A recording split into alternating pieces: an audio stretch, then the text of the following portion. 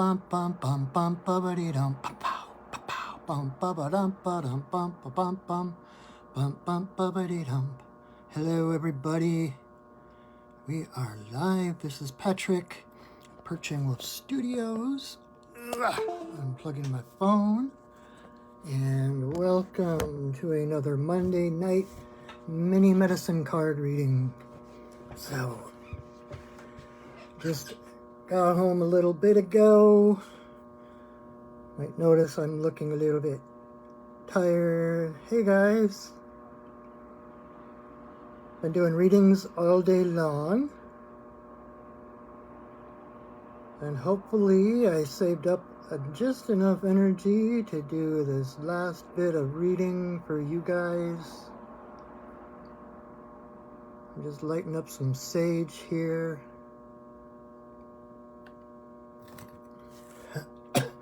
So I can smudge my cards. So welcome. If you've been joining me before now, thank you and welcome back. And if you're new, welcome. This is our weekly. I've been doing this weekly for over a year now. Can you believe it?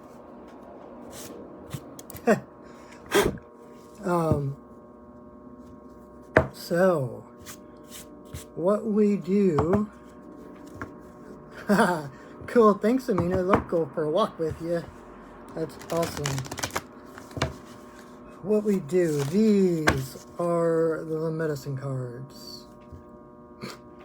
They have, each card has a different animal totem on it, and so the readings are similar to a tarot reading. I mean, it's the same idea, but the animals speak to me in such a deeper way than the tarot symbols and archetypes and arcana, because the animals are alive. Not that the other stuff isn't, don't get me wrong, but for me the cards are just a jumping off place so that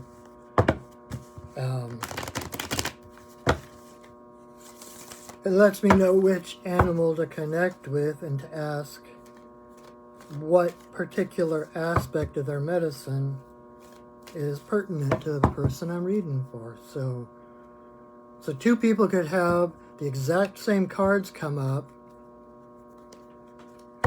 Hey guys, awesome, thank you. So like two people could have the same exact cards come up and the reading would be totally different because it depends on the relationship of each individual person with the animals. You know, for some people, wolves are scary, you know, big bad wolf, like the old European view of wolves as bad and scary and evil. Or you can take the Native American view of the wolves as the wise teacher, guardian of the wild places, etc., etc. So depending on each person's different relationship with each animal and what message each animal has for each specific person, that is where the meaning comes in. So, and it's a little different when we do these readings because what we do, in case you're new here, is I shuffle the cards and then I pull three and lay them on the table in front of me here.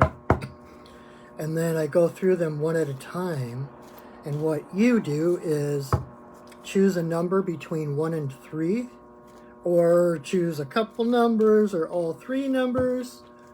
But then whichever card pertains to the number you chose, that is your message for the week. And so like I was saying, it's a little more kind of like a newspaper horoscope, where it can maybe be a little bit generalized, because it's talking to more than one person. But if you would like a reading specifically for you and what you need to know, I invite you to connect with me and set up a reading. I would love, I love this work. I just, I come home after reading all day long today and I'm tired. I could just lay down and, but I love this so much. I'm tired, but I'm not drained. It's that kind of tired but wired kind of feeling, because this work just invigorates me, and I love reading for people, because my job is to empower others. My job is to empower you. You're not to create, followers or make you come to me to find all the answers. The end game is teaching everyone to find their own answers, find their own empowerment, their own connection to spirit. And you still might go to other people for readings. I still go. I have a number of friends that if I'm in doubt or need validation, that I go to for readings. But if you don't walk away from one of my readings feeling more empowered, then I have not done my job. So, anyway.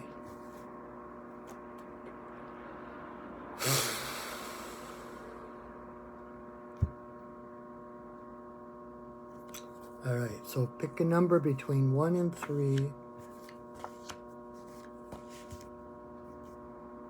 Interesting. People must be going through a lot of emotional stuff this week, or have a lot of emotional stuff coming up this week, because all 3 animals are water animals of one sort or another. Interesting. Okay, so choose your number, 1, 2, or 3, or 1 and 2, or 2 and 3, or 1, 2, and 3, or 1 and 3, or you get my drift. Anyway, so number 1. If 1 is your card, you got Beaver. Beaver is the visionary, the industrialist. Beaver is resourceful.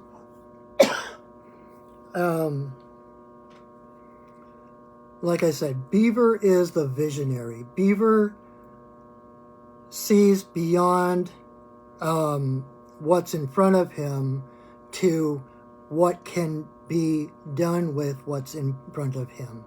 Where other animals just see trees and bushes, Beaver sees the trees and bushes, and he sees a dam and a lodge and a pond. So he sees what's to be. He has a vision, and he is the only animal besides humans who adapt their environment to suit them rather than adapting to fit into the environment. So Beaver is really, like I just said, a card of empowerment. It's a card that reminds you that you are the architect of your life, that you have all the resources you need.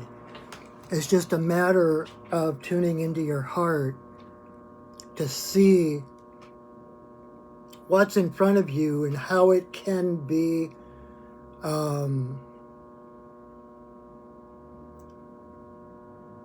shaped into something even better.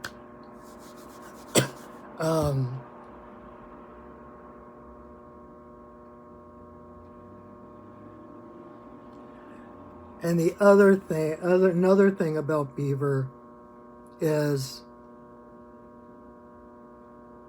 he has this vision of what he's going to build. He sees the trees and he sees a dam. And so he cuts down those trees, and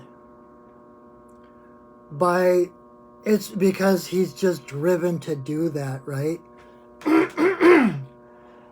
Excuse me. His teeth never stop growing.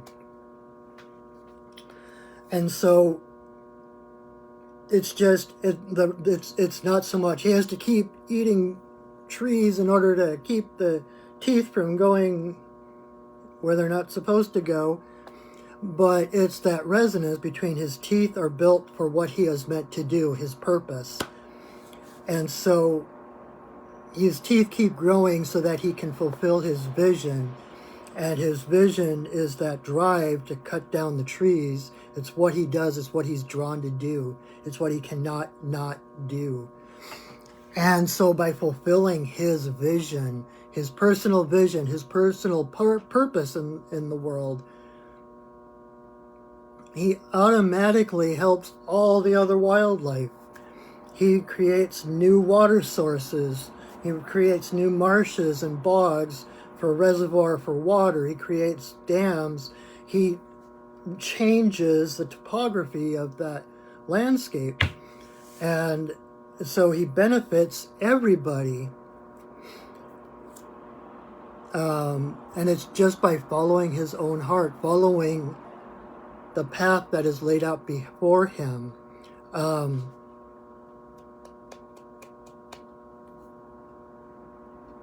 keep trying to poke me back to his teeth. I'm trying to figure out what they're trying to get me to say.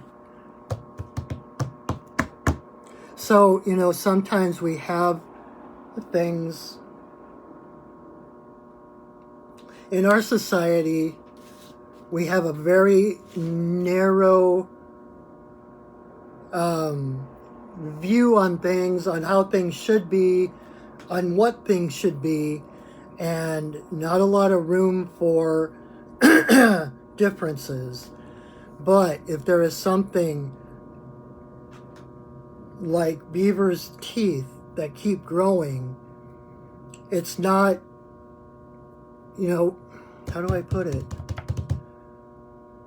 If you were the beaver and your teeth kept growing, and so you kept being drawn to cut down trees and to build things, that even if, dang it, what am I trying to say?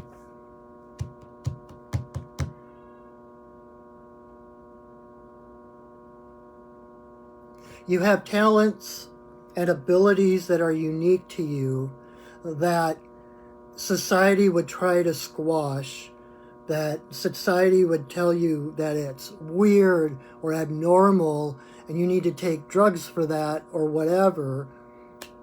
But those talents, those abilities, those things that set you apart from the rest of society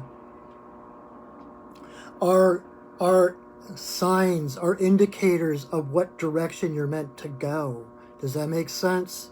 The fact that Beaver's teeth keep growing is an indicator that his purpose lies within eating trees. It's not that he eats them just so they stop hurting or to keep them at bay from overgrowing.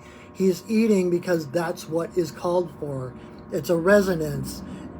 Eating trees keeps his teeth in shape, so it's a mutual win-win. His teeth are healthy. They continue to grow to support his purpose to cut down trees and to build dams and lodges.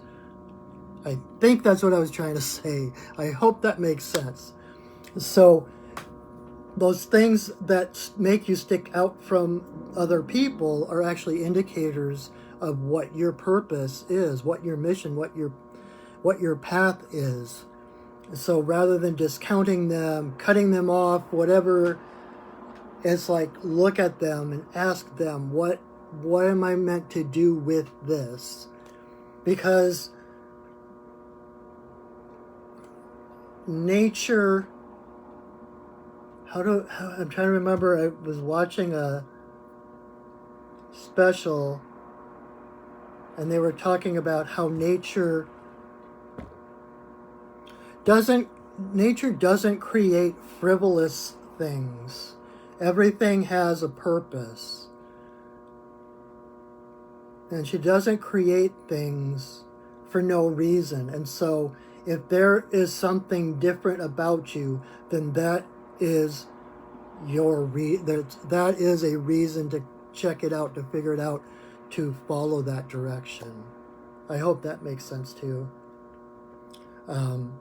But the other thing about Beaver is, if this is your card, chances are that you are part of a bigger project, maybe than you even realize.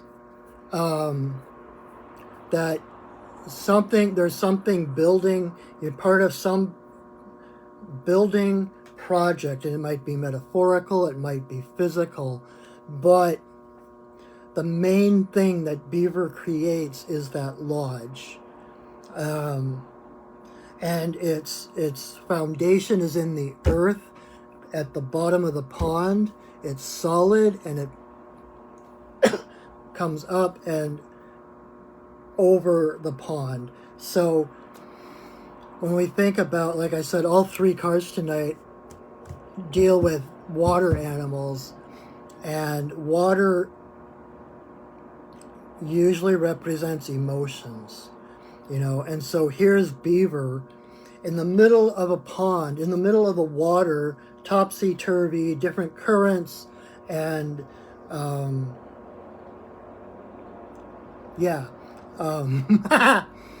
is this solid foundation of a lodge, a place of shelter, of warmth, of safety, of dryness in the middle of the topsy-turvy emotions. So if you think of it like the world, either this is you, if this is your card, you might find that people come to you for advice all the time. People come to you because you're a safe shelter. You hold space for people to be themselves, to step out of the storms of the world into a place of warmth and safety. Or you could be, with Beaver being such the industrialist, creating, building, you might be part of a project that will serve the same thing, creating a shelter for others in need. Might be physical, like a shelter, literally a shelter, or a food bank, or a wellness center, or something like that, which creates that solid ground for people to stand on, to sit, to be witnessed, out of the cold and the wet. So if that's your card, good job. You do a lot more than you realize you do. And even though, this is what I'm going to say, never underestimate or discount your vision of the world. You see the world differently than other people, and not everyone can appreciate that. But it's the visionaries that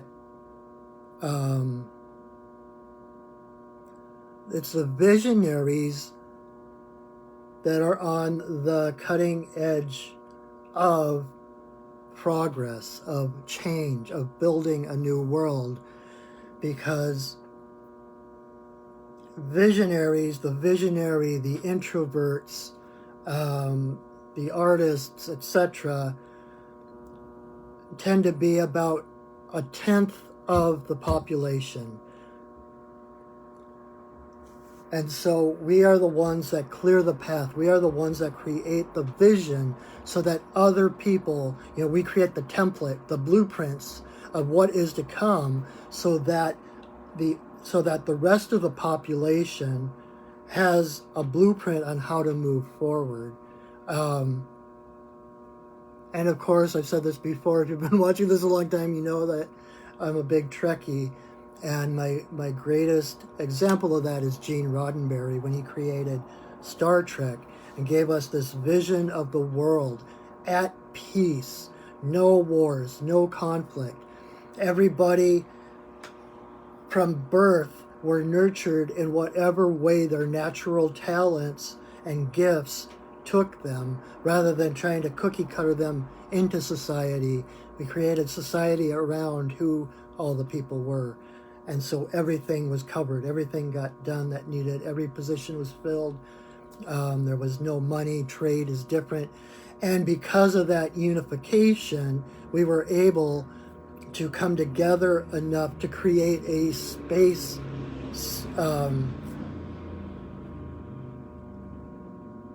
why is the word eluding me?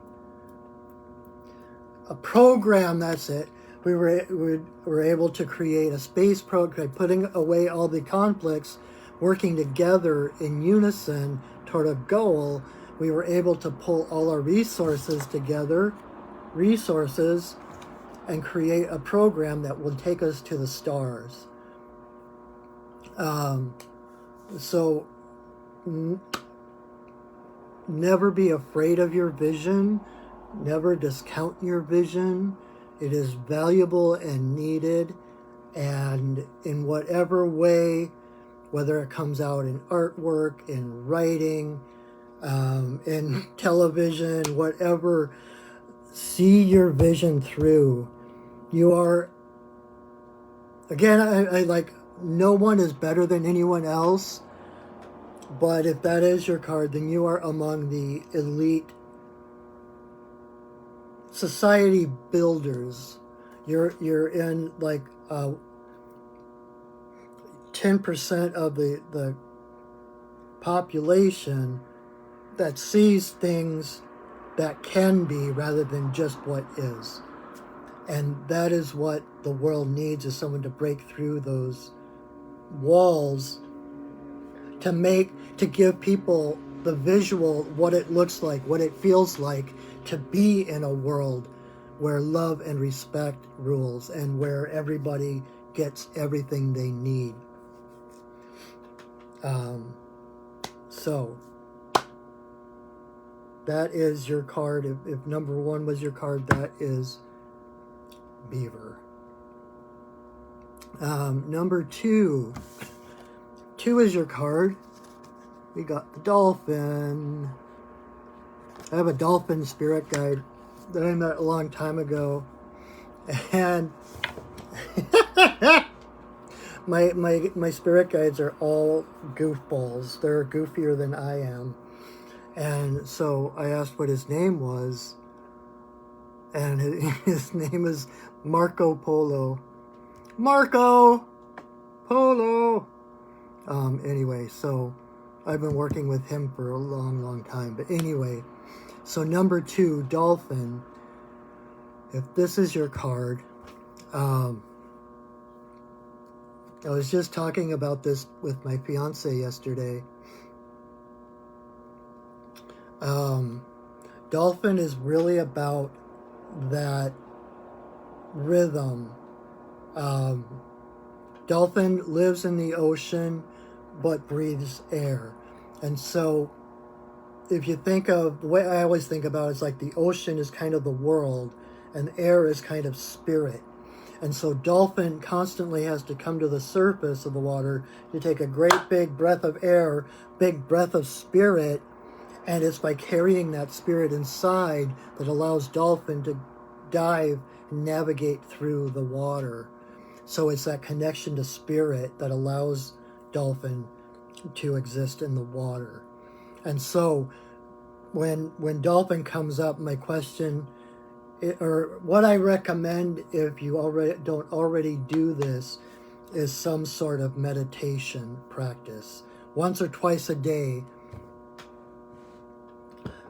just to connect with spirit. Because something I've been doing a lot, my pipe ceremony, I do my sacred pipe ceremony live video on Wednesday nights. If you didn't know, or if you want to join me for that, but I've been doing a lot of pipe ceremony, and what has become clearer and clearer, and I mean, I used to know this mentally, but it finally started to sink in that as I'm sitting there on the riverbank with my pipe, connecting with spirit, it's like everything kind of flips, because our normal way of looking at things is we've got our daily life, our routine, our jobs, our social life, our family, blah, blah, blah, and that is reality. And then we take these breaks for meditation or spiritual practices, a break from reality in order to help us more cope with that reality. But it is exactly opposite that. The meditation, the ceremony, the connecting with spirit, that is the reality. That is the only reality. All this other stuff, the routine, the jobs, I'm not saying it's not real, but it is more illusionary than sitting in the woods or sitting by the river praying and connecting to spirit and meditating and just being. Like I was reminded today, it's like we are human beings, not human doings. So we have to be first before we can do anything. And so when you turn it around like that, and the meditation and the spiritual practices become the priority, become the tune-in place to reality, and then like dolphin taking that big breath of air going into the ocean, when you connect with spirit, take that great gulp of air of spirit into yourself, and then that is what helps you, that is what carries you through the world, then you're living from a whole different point of view. Then everything becomes enchanted. Everything becomes spirit infused. Then you're not just doing things by routine. You're carrying that spirit with you. You're recognizing things that you didn't notice before. Nothing is routine. Everything is new. And of course, I'm talking like this is the ideal. I'm not saying I'm anywhere near that. Or that a lot of people are even, everybody has some, it's a kind of a give and take. It's a fluctuation, just like the waves of the ocean. But the point is progress, not perfection. And the more you focus on that time, that stillness, listening to your own heart, your own breathing, connecting to the divine, the more magical your outer world is going to be, because that is the one truth. And that truth will infuse everything you do. And then people will look at you like you're some magical creature. Like, how does that stuff always work out for that person? How do they do that? And you don't even think about it, because all of a sudden you start having synchronicities, everything falls into place, life becomes more effortless. So breathe, meditate, whatever you do to connect to spirit. And like I said, Wednesday nights, if you weren't aware, I do another live video on Facebook at 7 o'clock, where I do a sacred pipe ceremony, and the purpose of that is to create that sacred space for people to come, to let the world off their shoulders, to breathe and to connect. So I invite you to join me then on Wednesday night, and we can all be dolphins together. The other thing about dolphin is the playfulness, you know. When they talk, they laugh. They always have that smile. Everything they do is play. And it reminds me of The Hitchhiker's Guide to the Galaxy, if you've ever read those books. It talks about how humans think they're so superior because they've created civilizations and wars and digital watches, and dolphins have never done anything but muck about having a good time. And dolphins thought the same exact thing about themselves for the same exact reasons, because all they've done is muck about in the water having a good time. So just muck about having a good time. You can't go wrong. Play. You know, when you're connected to spirit and when you carry that with you through your days, everything does become a game. Everything becomes this puzzle, and you wait for things to happen to fall into place. You know, it becomes exciting. It becomes an adventure. And it really seriously turns your world upside down in a good way. It changes your priorities. You know, like, and that's how a lot of problems in the world come because of our insistence, you know, our society, Western society, the patriarchy values logic over heart, mind over heart. And so everything we do is logical. It has to make sense. But if it's not fun, dolphin doesn't do it. So if it's not fun, there's not some calling, if there's not some part of your heart that lifts when you're doing something or thinking about doing something, then don't do it. It's connecting to spirit that we connect to our own heart, and that is our compass.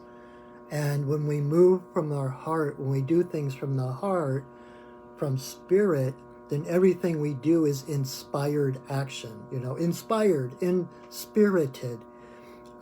Everything we do is inspired by love, by connection, by inclusion, by wholeness. And so meditate, connect at least once or twice a day, even for 5 minutes each. Because it will make a world of difference. Literally, it will change your world.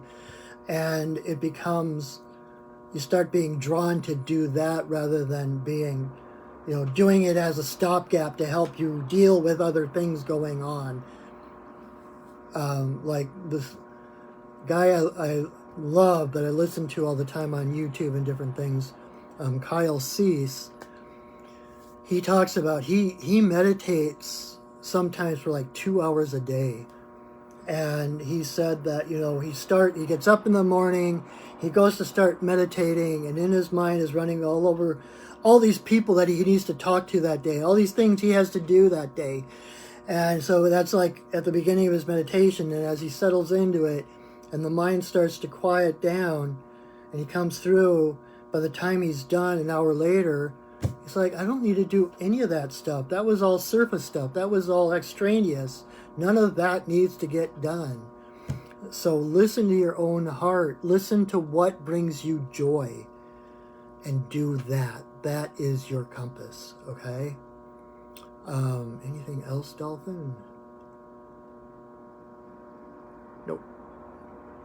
Marco Polo. So, number 3. Otter. You otter, listen to me. Otter is the divine feminine. Otter is about non-resistance. She goes with the flow. I don't know another animal that is so suited to their environment. It's like otter is almost a part of the river in corporeal form. And again, there's the play. Everything otter does is play. They don't work. They don't recognize any natural enemies. Every creature is greeted as a friend until proven otherwise. And so that brings up that Einstein quote that I never get exactly right, but basically, the greatest decision you will ever make is whether you live in a friendly universe or a hostile one. If you believe you live in a hostile universe, you're going to be constantly creating walls and armor. You're going to find separations. You're going to see differences. You're basically setting yourself up to have to fight against things. You're going to come over obstacle after obstacle after obstacle because that's just the way you're programming your brain. But if you believe that you live in a friendly universe, like Otter does, then you live in a universe of inclusion, a universe of purpose, a universe of connection and unity. You see the connections between things rather than the differences. There's no fear because there's no separation. Fear only comes up when there's separation. And when you're living from a place of love, everything's connected. So there is no foreign matter out there to be afraid of. You are one.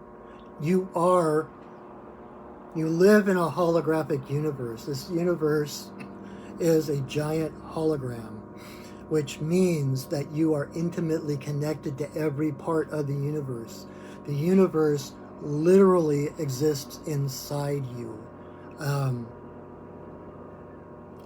If you take a hologram, I always use this example, which maybe some people don't get because it's from the 80s, but there used to be those holographic bookmarks.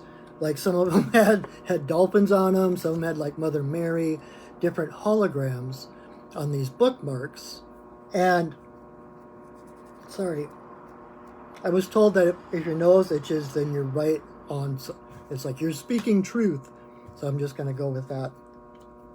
But if you took those bookmarks and say you cut them into 4 different pieces, you wouldn't have 4 different parts of the image. You would have 4 complete images because each portion of a hologram contains the whole hologram. So you literally are connected to every part of the universe. There is no separation. And if that is true, then you are part of the divine. The divine energy flows through you, and there is nothing foreign. There is nothing separate from you. So, speaking from a shamanic point of view, how do I put it?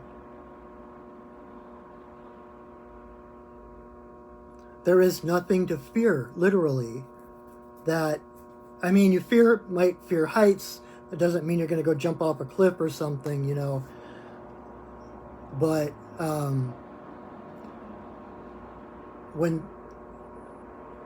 if there is disruption, if there is imbalance, it's not that there is someone else or something else out there separate that is creating something bad that needs to be extinguished. There's an imbalance, and that imbalance affects the entire whole, and that imbalance just needs to be healed. brought back to wholeness. Not extinguished, we don't, okay, I can get into lots of different tangents with that, but basically, when you recognize the oneness of the universe, then everything that happens to you is part of your path. The universe, even the biggest obstacles are there to empower you, to strengthen you. Every obstacle is a springboard to a higher consciousness, a higher perspective, a higher experience. Again, going back to Einstein, he talked about how a problem cannot be solved with the same consciousness that created that problem. You have to lift that consciousness beyond that which created it in order to see the bigger picture, in order to heal it. And so obstacles are not tests from the universe. It's not the cosmic 2x4. It's a stepping stone to get you to the next level. And so Otter, like I said, they play. That's all they do. If they run into an obstacle, it's like, ooh, it's a puzzle. How do we solve it? And that's how, when you look at the universe as a whole, everything has a purpose. Everything is there. The universe has your back. The universe wants you to succeed. The universe wants you to reach your potential.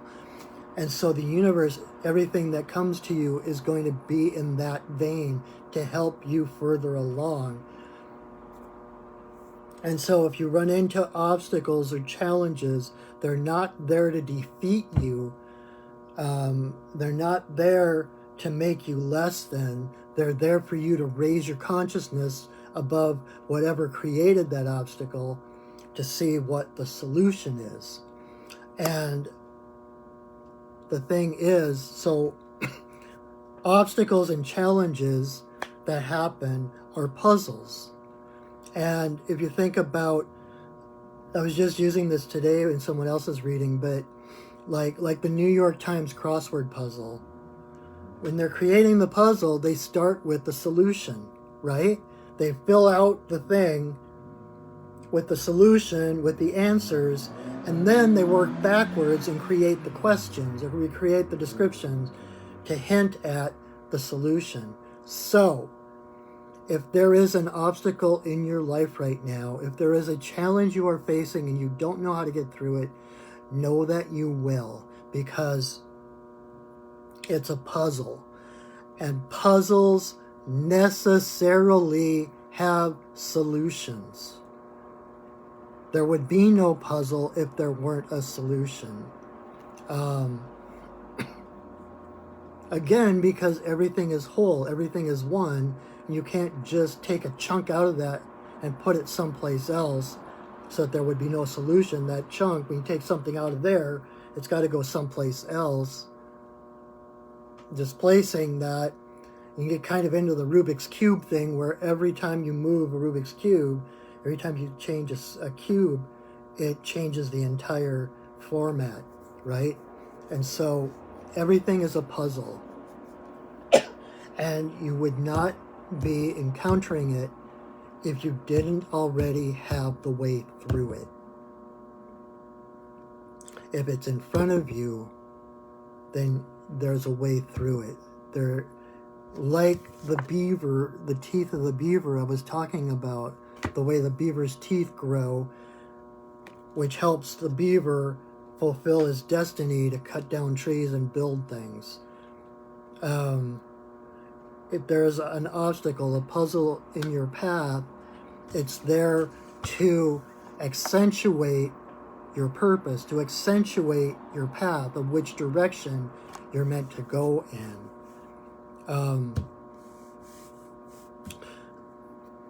One of my favorite authors, Martha Beck, who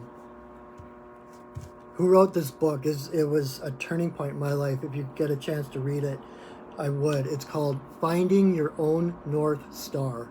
by Martha Beck, B-E-C-K. But she talks about, where was I going with that?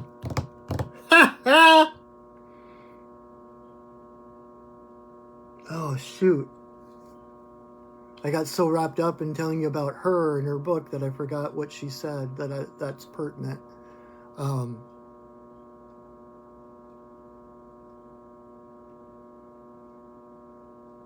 La, la, la.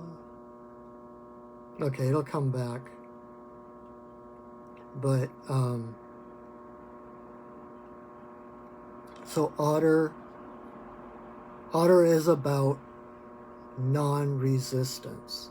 The thing is, though, I say that, but then, like, it's not that otter just lays in the river and gets carried away. By using the current of the river and flexing different muscles. If you've ever gotten the chance to see an otter in the zoo or something, like they have those half glass, like the glass comes down halfway, the water's like halfway up the glass, so you can see them above the water and below the water, and you see the way that they twist and they turn.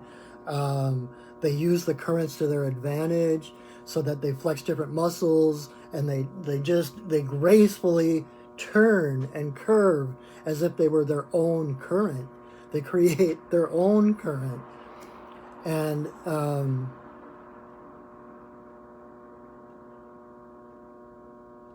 so non-resistance is a strength. They just reminded me of an experience I had a number of years ago. I went back to Minnesota to visit my family, and we went up to northern Minnesota, right near the Canadian border on the Pigeon River, and there was this land there. We went to see this. It was kind of a tourist spot, but then when we got there, I found out there was actually, I don't want to say it was a reservation, because it was one of the few places where the indigenous people were allowed to remain where they were.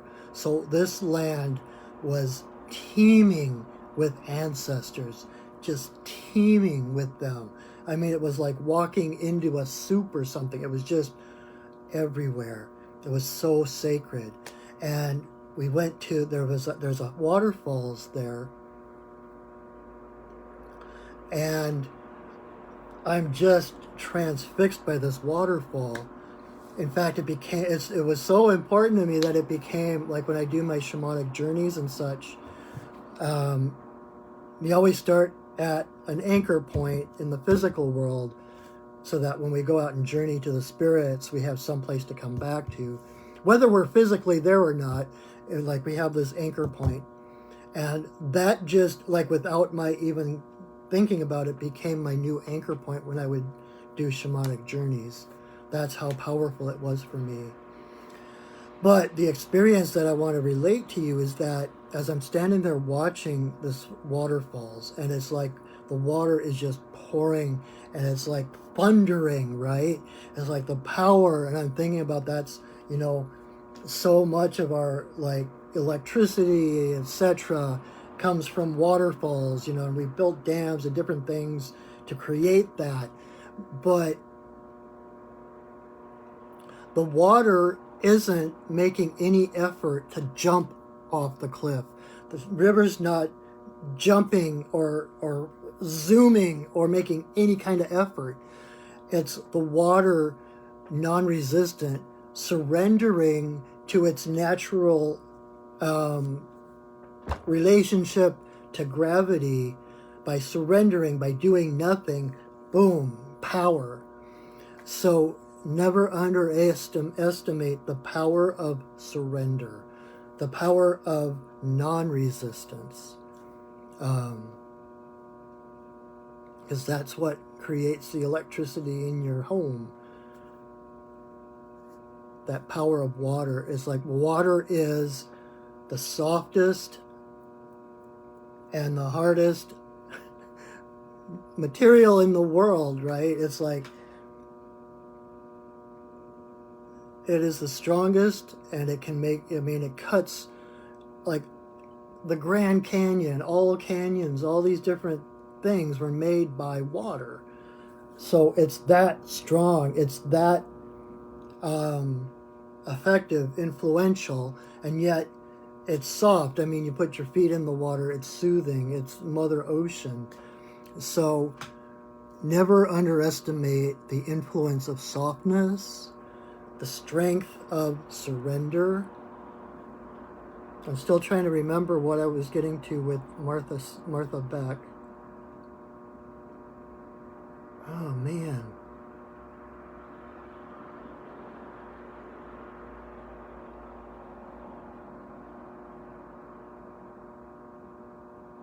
Dang it.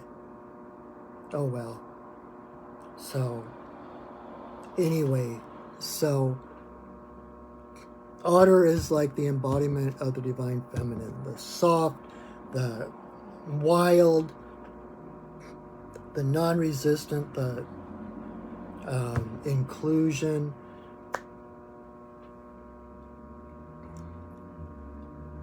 It's gonna bug me until I remember it, and I probably won't remember it till I'm done with the video, but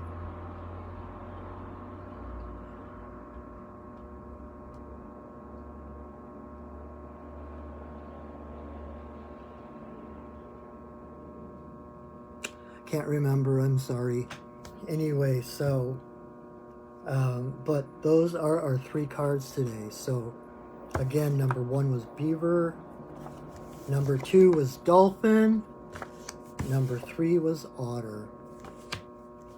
So if you came in late or missed something, I will post this to my Facebook page as well as to my YouTube channel, my Perching Wolf Studios YouTube channel, so you can watch it anytime. You know, and if you get further on in the week and you need a little more guidance, rewatch it, choose a different number, and see what that message is. You know, it's kind of the gift that keeps on giving. And you know, like I said earlier, if you enjoy this, if you get something from this and you would like a more individualized reading, something that, you know, you get 5 cards to yourself, sometimes even more, but they're all applying to you and what you need to know. This is kind of a more generalized thing, you know, depending on who's watching and who will watch, creates the messages that come through. And so if you want one that's custom made exactly for you and what you need to know, please connect with me. You can check me out on my website, perchingwolfstudios.net, or through the Facebook page. I am here to support you in your journey, especially in these weird times, unprecedented times. We all need a little extra guidance these days. And so check out my website, see what shamanic services I offer, see what might resonate with you. And even if nothing there resonates, but you want to still talk to me, I never know when someone walks into my office, you know, what's going to happen, because I'm not the one in charge. My spirit guides are. I've just become their eyes and their voice and their hands. And so they know what you need. They're the ones that tell me what needs to be done. And so even if you don't know what needs to be done, but you feel that little spark to connect, please do, and we can figure it out together. So oh, and also, just to put this out there, I'm not much on promoting myself, but this is my full-time job now. I'm a full-time shaman, which is so cool. And so if you got something out of this, if you feel if you feel like it, I have my PayPal information below. If you want to just scoot me a couple of bucks or something, that is so appreciated. And like I said, join me Wednesday nights for that sacred pipe ceremony. It's such a sacred space. I don't even know how to describe it, but you're welcome there as well. And anything else? And just announce now that coming up, hopefully in the first or second week of May, I'm planning on teaching my Introduction to Shamanic Journey class again. So if you're interested in shamanism, if you're curious about it, if you've heard about it but don't know what it is, it's a 3-hour class. It only costs $50. And not only do you get kind of the history of shamanism and the context and the perspective of what shamanism is, in the last part of the class, you actually learn how to do a shamanic journey, being that trance state that a shaman enters to connect to the spirit realm, to connect with our guides. And I will take you on a shamanic journey to meet your power animal. And I'm not understating it when I say it can change your life. I took a similar class. It was one of the first things I did when I got divorced, was took a shamanic journey class. And now look at me. It's like it was that one step. That's all you need to move forward on your shamanic path. So if that sounds exciting to you, I would love to have you in my class. Again, keep watching my Facebook page for information on when exactly that will be. And anyway, thank you for joining me. This is one of the highlights of my week. Even though I come home tired from reading all day long, it's like I still want to do readings for people. So thank you so much for joining me. Thank you for persevering through my little bit of brain fog and such and tiredness. But it is such a privilege and honor to be here for you and with you. So thank you so much. So hopefully you will join me next week or on Wednesday, and invite your friends, share this video. Thank you for your support. So until I see you next time, know that I love you, that I see you, and that I honor you. So have a wonderful, wonderful week, my friends. I'll meet with you again. We'll see each other. And until then, go shining. All right. Bye.